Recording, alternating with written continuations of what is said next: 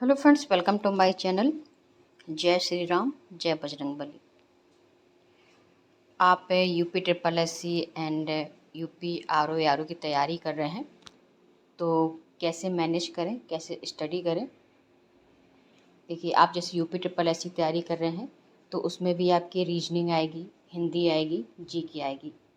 आप UP R O की तैयारी कर रहे हैं तो उसमें भी हिंदी आएगी, जीएस आएगी और रीजनिंग के कुछ क्वेश्चन आएंगे। देखिए, जो यूपी ट्रिपल एससी में उसमें हिंदी के ज़्यादा टॉपिक हैं और आर ओ में कम टॉपिक है। लेकिन आप जीएस को अच्छे से पढ़ लीजिए, हिंदी के आर ओ में जो टॉपिक है उनको पढ़ लीजिए, साथ में यूपी ट्रिपल एससी के जो एक्स्ट्रा टॉपिक हैं उनको साइड से पढ़ते रहिए। और जैसे आपकी कोई स्पेशल भर्ती में स्पेशल सब्जेक्ट हो तो उसे भी थोड़ा बहुत टाइम देते रहें।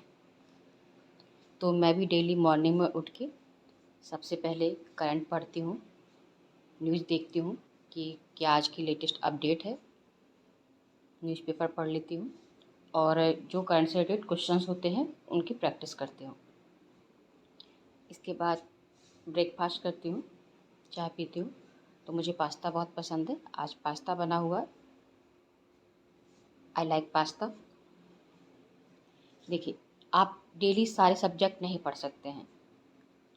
इसके बाद मैं एक दिन करंट पढ़ती हूँ, रिवीजन करती रहती हूँ। जैसे हर मंथ की अलग करंट आती है तो आप ऑनलाइन भी पढ़ सकते हैं, बुक्स भी पढ़ सकते हैं। तो करंट पढ़ती हूँ, करंट का जो क्वेश्चंस होते हैं उनका रिवीजन करती हूँ, कि प्रैक्टिस करती हूँ कि मेरी स्टडी कैसी चल रही है। और जीएस के भी क्वेश्चंस करती हूँ। और एक दिन जैसे लूसेंट है उस किताब को पढ़ती हूँ, रिवीजन करती रहती हूँ। और घटना चक्र की आती है प्रीवियस ईयर, आर ओ के लिए क्वेश्चंस आते हैं। और जीएस पॉइंटर आती है जिसमें पॉइंट पॉइंट आपको पूरी जानकारी दी जाएगी जीएस की, तो उसको पढ़ते रहिए। जैसे आप जितना पढ़ लेते हैं आप रिवीजन भी साथ में करते रहें। तो आप अपना एक टाइम टेबल बना लें कि किस दिन आपको क्या सब्जेक्ट पढ़ना है और साथ में क्वेश्चंस की प्रैक्टिस भी करते रहें। जैसे मैं करती हूँ, देखिए करंट जो डेली की है, न्यूज़पेपर है, डेली की जो अपडेट है वो तो आपको पढ़ना ही है। एक दिन मैं लूसेंट पढ़ती हूँ, घटना चक्र के क्वेश्चंस करती हूँ और एक दिन मैं करंट पढ़ती हूँ, पूरा करंट के क्वेश्चंस भी करती हूँ।